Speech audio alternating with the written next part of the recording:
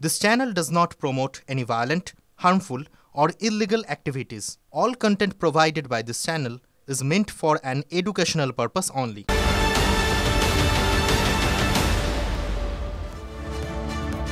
নমস্কার, টিভি 9 বাংলায় আপনাদের আরও একবার স্বাগত জানাই। আমি শুভজিৎ রয়েছি আপনাদের সঙ্গে। আবারও মুকুন্দপুরের যে ডাকাতির ঘটনা, সেই ঘটনায় চোখ রাখবো। তার কারণ সেই ঘটনার ডাকাতির চেষ্টার যে ঘটনা, এক্ষেত্রে চাঞ্চল্যকর মোড়। তার কারণ আপনাদের কিছুক্ষণ আগেই বলছিলাম, শেয়ারে ভরাডুবি, তাই টাকা তুলতে ডাকাতির ছক কষে এই ডাকাতরা, এমনটা পুলিশ সূত্রে আমরা জানতে পারছি।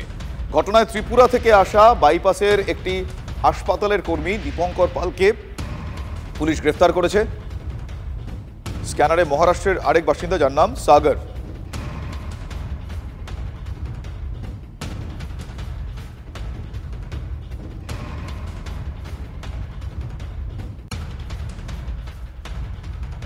আপনাদের আরো একবার জানিয়ে রাখি, ইতিমধ্যে জিজ্ঞাসাবাদ চলছে। কসবার পর মুকুন্দপুর, মাত্র 5 কিলোমিটারেরও কম দূরত্ব। 48 ঘন্টা কাটতে না কাটতেই এই ধরনের ঘটনা আবারও এই শহরের আইন শৃঙ্খলা পরিস্থিতি নিয়ে প্রশ্ন তুলছে।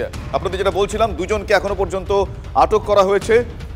মহারাষ্ট্রের বাসিন্দা একজন, অপর আরেকজন ত্রিপুরার বাসিন্দা বলে জানা যাচ্ছে। ঠিক যে জায়গাতে আমরা দাঁড়িয়ে রয়েছি, পূর্ব যাদবপুর থানা এলাকার মুকুন্দপুর বাজার, সকাল 11:30 নাগাদ এই যে সোনার দোকান আমরা দেখতে পাচ্ছি, এই সোনার দোকানের ভেতরে এক দুষ্কৃতী সে প্রবেশ করে এবং ব্যবসায়ীর সঙ্গে সে সোনার বিভিন্ন অলংকার কেনাবেচা নিয়ে কথা বলতে থাকে এবং তার মাঝেই সে লুটপাট চালানোর চেষ্টা করে। এবং জনবসতিপূর্ণ এলাকাতে কেন এ ধরনের পরিকল্পনা বা হামলার ঘটনা ঘটলো তা নিয়ে কিন্তু বিভিন্ন প্রশ্ন ইতিমধ্যেই উঠতে শুরু করেছে। এবং প্রাথমিকভাবে তদন্তে যেটা পুলিশ জানতে পেরেছে, এই দীপঙ্কর পাল সে সম্প্রতি শেয়ার মার্কেটে বহু টাকা বিনিয়োগ করেছিল, কিন্তু সেই বিনিয়োগের পর সে বেশ কিছু টাকার লোকসান খায়, মোটা অঙ্কের টাকা তার লোকসান হয় এবং তারপরেই সে এই লুঠের পরিকল্পনা করে এবং তারপরেই এই মুকুন্দপুর বাজার এলাকাতে থাকা এই যে সোনার দোকান, সেখানে এসে লুটপাটের চেষ্টা চালায়। আর সেই চেষ্টাতে বাধা পাওয়ার পরেই ব্যবসায়ীর গলায় ধারালো অস্ত্র দিয়ে আঘাত করে। তবে শুধুমাত্র কি এই লুটপাট চালাতে গিয়ে বাধা পেয়েই কি এই ধারালো অস্ত্র দিয়ে আঘাত করার ঘটনা, নাকি এর নেপথ্যে অন্য কোনো কারণ রয়েছে, অর্থাৎ অন্য কোনো পুরনো ব্যবসায়িক শত্রুতা বা অন্য কোনো কারণ রয়েছে, সেটাও কিন্তু খতিয়ে দেখছেন তদন্তকারীরা। ক্যামেরায় সুদেব রায়ের সঙ্গে সুপ্রিয় গুহ, টিভি 9 বাংলা।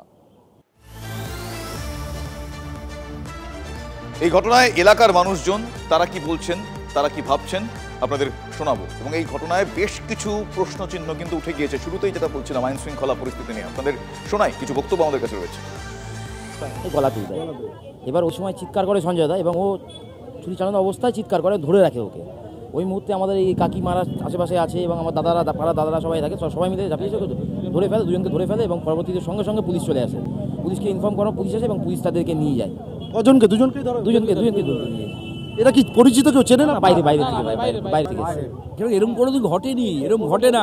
শান্তিপূর্ণ যাত্রা, রাত্রির 12টা-1টা অব্দি আমরা, সকাল 11:30 আমরা ছুটির দিন, আমরা তো রাত্রির বেলা 12টা-1টার সময় যাই। এখানে কোনো ব্যাপার না, আমরা কোনোদিন ঘটে না এরকম ঘটনা আমাদের এখানে। আমাদের মুকুন্দপুরে এই ঘটনার এই প্রথম হলো, একেবারে সকালবেলায় এই প্রথম ঘটনা, এরকম ঘটনা আমাদের শান্তিপূর্ণ এলাকা। সবথেকে বড় কথা দাদা, আমাদের অঞ্চলে আপনি সারা রাত ধরে লোক যাতায়াত করে, কখনো কোনো রকম কিছু হয়। জনবহুল এলাকা, বাজার এলাকা, আসলে বেশ কিছু হাসপাতাল, সে তো অনেক দূরে আছে, এটা অনেকটা মনের মাথা, বাজার থেকে অনেকটা দূরে। এইখানে প্রথম ঘটনা। যতটুকু বোঝা, যেহেতু ওনাকে ছুরি দিয়ে আঘাত করা হয়েছে, তার মানে মনে হচ্ছে ঘটনাটা প্রি প্ল্যান করা, বা যারা করেছে হয়তো প্রফেশনাল। মানে ছুরি অস্ত্র নিয়ে এসছে মানে হয়তো বা চুরি বা ছিনতাই এরকম হওয়ার সম্ভাবনাটাই বেশি। এবং এই ঘটনা শুধু আপনাদের যেটা দেখালাম, পাশাপাশি কিছুক্ষণ আগে যেটা বলছিলাম যে 48 ঘন্টার মধ্যে পরপর দুটো ঘটনা, এবং যারা এই ঘটনা আটকাবে, মানে পুলিশ আটকাতে গেলেও পুলিশকে আক্রান্ত হতে হচ্ছে। পরপর 3টি ভিজুয়ালস আপনাদের দেখাচ্ছি, তাহলে বুঝতে পারবেন যে কেন বারবার আইন শৃঙ্খলা পরিস্থিতি নিয়ে প্রশ্ন উঠছে। এক, কলকাতায় দুষ্কৃতীরাজ বলে প্রথম যে ছবিটা দেখছেন, কাউন্সিলরকে খুনের চেষ্টা, পয়েন্ট ব্ল্যাঙ্ক রেঞ্জ থেকে কসবার কাউন্সিলর সুশান্ত ঘোষ, তাকে গুলি করার চেষ্টা। দ্বিতীয় ছবিটি দেখছেন সোনার দোকানে, অর্থাৎ মুকুন্দপুর, যেটা আপনাদের বলছিলাম কিছুক্ষণ আগেই, সেই সোনার দোকানে ডাকাতির পর সেখানকার পরিস্থিতি, উদ্বেগ সেখানকার মানুষজনের মধ্যে। পাশাপাশি 3 নম্বর যে ভিজুয়াল দেখছেন, মালঞ্চ সিনেমা হলের সামনের ঘটনা, যেখানে কিছু অপ্রীতিকর পরিস্থিতি আন্দাজ করে পুলিশ সেখানে গিয়েছিলেন, তাকে মারধর করা হয়। পরপর এই 3টে ছবি আরও একবার প্রকট করছে এ রাজ্যের, এ শহরের আইন শৃঙ্খলা পরিস্থিতির দুর্দশা। আমরাও তো চাকরি করেছি। কসবায় এইরকম একজন শাসক দলের কাউন্সিলরকে যে হত্যার ঘটনাটা, তো ঈশ্বরের অপার করুণা যে বেঁচে গেছে, কিন্তু তারপরে পুলিশের তৎপর, বিভিন্ন জায়গায় ওয়্যারলেসে গাড়ি ঘুরছে, বিভিন্ন জায়গায় পুলিশ সক্রিয় হয়েছে, তারপরে আজকে যদি মুকুন্দপুরে এই ঘটনাটা হয়, আচ্ছা আপনি বলুন তো আমাকে।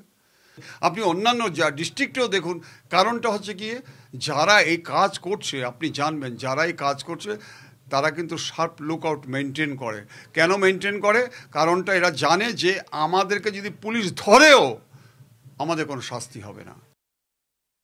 এটা ভয়াবহ হয়ে যাচ্ছে। পশ্চিমবাংলা শুধু কলকাতা নয়, তিনটেই গেল কলকাতা শহর, একেবারে কলকাতা কর্পোরেশন, কার্যত প্রশাসন বলে কিছু নেই। দুষ্কৃতীদের হাতে রাজ্য, দুষ্কৃতীদের হাতে রাজ্য, এবং পুলিশ প্রশাসন নির্বিকার। পুলিশ মন্ত্রী তিনি কিছুই করে উঠতে পারছেন না, তিনি খালি দেখছেন যেন পুলিশ তার কথাই চলে। পুলিশ যদি কখনো তার নিজের কথা না শুনে কেবলমাত্র মুখ্যমন্ত্রীর স্বার্থ অনুযায়ী চলে, মুখ্যমন্ত্রীর বা পুলিশ মন্ত্রীর কিসের সুবিধা হবে সে অনুযায়ী যদি চলে, তাহলে পুলিশ মন্ত্রীর ভরসায় থাকা দুষ্কৃতীরা তারা পুলিশের মাথার উপর উঠে নাচবে। খুন, অপহরণ, ডাকাতিতে বাংলা সেফ জোন। বিহার থেকে ডেইলি প্যাসেঞ্জারই দুষ্কৃতীদের। দেখুন একটা প্রতিবেদন আপনাদের দেখাবো যে কিভাবে এই বাংলাকে দুষ্কৃতীরা বিভিন্ন প্রান্ত থেকে এসে সেফ জোন বলে মনে করছে। রানাঘাট, পুরুলিয়া, শক্তিগড়, ব্যারাকপুর, রানীগঞ্জ, ডুমুরজলা, রাজ্যের বিভিন্ন প্রান্তে সোনার দোকানে ডাকাতির ঘটনা ঘটেই চলেছে। গত কয়েক বছরে সোনার দোকানে ডাকাতি ছাড়াও আরও দুটি বিষয় বড্ড বেশি মাথাচাড়া দিয়েছে: অপহরণ এবং শুট আউট। খুল্লা চলছে অপারেশন। কথায় বলে অনেক ঘটনারই একটা ঘটনা প্রবাহ থাকে: খুন, অপহরণ বা সোনার দোকানের ডাকাতি। তিন ক্ষেত্রেই দুটো কমন ফ্যাক্টর: বিহার যোগ এবং বাংলা সেফ করিডোর। মাঝে মাঝেই বাংলায় মুঙ্গেরের আর্মস সাপ্লাইয়ের ঘটনা উঠে আসে। দেশি বন্দুকের কারিগরেরা বাংলায় এসে কারখানায় বন্দুক বানাচ্ছে, এমন খবরও শোনা যায় মাঝে মাঝে। তবে সব কিছুকে আপাতত ছাপিয়ে যাচ্ছে একটা বড় নেটওয়ার্ক। উঠে আসছে এক সুবোধের নাম। ডাকাত সুবোধ 2018 থেকে জেলে রয়েছে। গ্রেপ্তারের সময়ও 15 কেজি সোনা ছিল সুবোধের কাছে। 6 বছর ধরে জেলে থাকলেও সুবোধ সমানভাবে সক্রিয়। বাংলায় যাবতীয় ডাকাতির ছক সুবোধের নেটওয়ার্কেই চলছে। বাংলায় ঢুকে ডাকাতি করে বিহারে চলে যাওয়ার ছক অত্যন্ত নিপুণ। যারা অপারেশনে যুক্ত থাকে তারা জানে না কে প্ল্যান করছে। বাংলায় ডাকাতি করা সোনা নেপালের চোর বাজারে বিক্রি হয়। নেপালে সেই সোনা গলিয়ে আন্তর্জাতিক বাজারে চলে যায়। গোটা অপারেশনের জন্য বাংলাকেই টার্গেট করেছে অপরাধীরা। যা জানা যাচ্ছে তাতে গত 5 বছরে 7 রাজ্যে 105 কোটি টাকা মূল্যের সোনা ডাকাতি করেছে এই গ্যাং।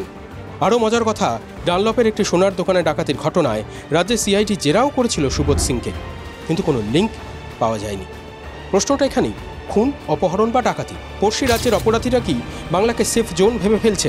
ইন্টেলিজেন্স এবং প্রশাসনের মধ্যে কোঅর্ডিনেশনের অভাবেই কি বাংলা ক্রমশ অপরাধীদের মুক্তাঞ্চল হয়ে উঠছে?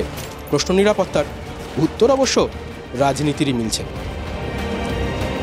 অত্যন্ত পরিকল্পিতভাবে এই যে বিপুল জয় তৃণমূল কংগ্রেসের এবং বিপুল হার ভারতীয় জনতা পার্টির, এটা থেকে নজর ঘোরাতে প্রতিবেশী রাজ্য থেকে একটি বিশেষ দল তাদের মদতপুষ্ট কিছু লোককে ঢুকিয়ে এমন কিছু সিন ক্রিয়েট করাচ্ছে, এমন কিছু অপকর্ম ঘটাচ্ছে যাতে হঠাৎ আবার নেগেটিভিটিটা সামনে চলে আসে।